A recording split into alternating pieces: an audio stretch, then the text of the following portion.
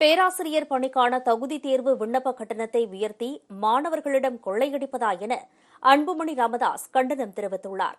இது தொடர்பாக அவர் வெளியிட்டுள்ள எக்ஸ் தள பதிவில், தமிழ்நாட்டில் கல்லூரி பேராசிரியர் பணிக்கு தகுதி பெறுவதற்கான தமிழ்நாடு மாநில தகுதி தேர்வு எழுதுவதற்கான விண்ணப்ப கட்டணத்தை 66 விழுக்காடு உயர்த்தி அத்தேர்வை நடத்தும் மனோன்மணியம் சுந்தரனார் பல்கலைக்கழகம் அறிவிப்பு வெளியிட்டுள்ளதை சுட்டிக்காட்டியுள்ளார். அதன்படி பொது பிரிவினருக்கான கட்டணம் 1500 இருந்து 2500 ரூபாயாகவும், பிற்படுத்தப்பட்டோர் மிகவும் பிற்படுத்தப்பட்டோருக்கான கட்டணம் 1250 ரூபாயில் இருந்து 2000ஆகவும், பட்டியலினத்தவர் மற்றும் பழங்குடியினருக்கான கட்டணம் 500 ரூபாயில் இருந்து 800 ரூபாயாகவும் உயர்த்தப்பட்டுள்ளது. இந்த கட்டண உயர்வை ஏற்றுக்கொள்ள முடியாது. இது கண்டிக்கத்தக்கது. கல்லூரி பேராசிரியர் பணிக்கு தேசிய தகுதி தேர்வை நடத்தும் பல்கலைக்கழக மானியக்குழு தேர்வுக்காக வசூலிக்கும் அதிகபட்ச கட்டணமே 1150 ரூபாய் மட்டும்தான். அதைவிட 2 மடங்குக்கும் கூடுதலான கட்டணத்தை தமிழக அரசு வசூலிக்கிறது.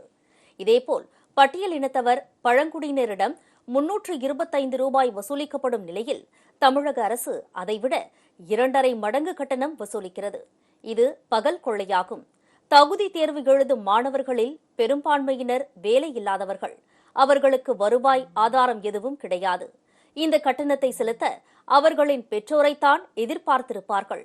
அவர்களின் குடும்பமும் வறுமையில் வாடும் குடும்பமாக இருந்தால் இந்த தேர்வையே எழுத முடியாத நிலை உருவாகிவிடும்.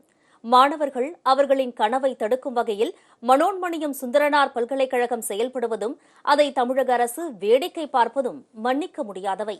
தமிழ்நாட்டில் மாநில தகுதி தேர்வை 1.5 லட்சம் பேர் எழுதுவார்கள் என்று எதிர்பார்க்கப்படுகிறது. இவர்களிடம் இருந்து கட்டணமாக குறைந்தது 30 கோடி ரூபாய் வசூலிக்கப்படும். ஆனால் தமிழ்நாடு மாநில தகுதி தேர்வை நடத்த இவ்வளவு செலவு ஆகாது. கட்டண கொள்ளை நடத்தி மாணவர்களை சுரண்டும் செயலை மனோன்மணியம் சுந்தரனார் பல்கலைக்கழகமும் தமிழக அரசும் கைவிட வேண்டும். கட்டண உயர்வை திரும்பப் பெற வேண்டும் என்று அன்புமணி வலியுறுத்தியுள்ளார்.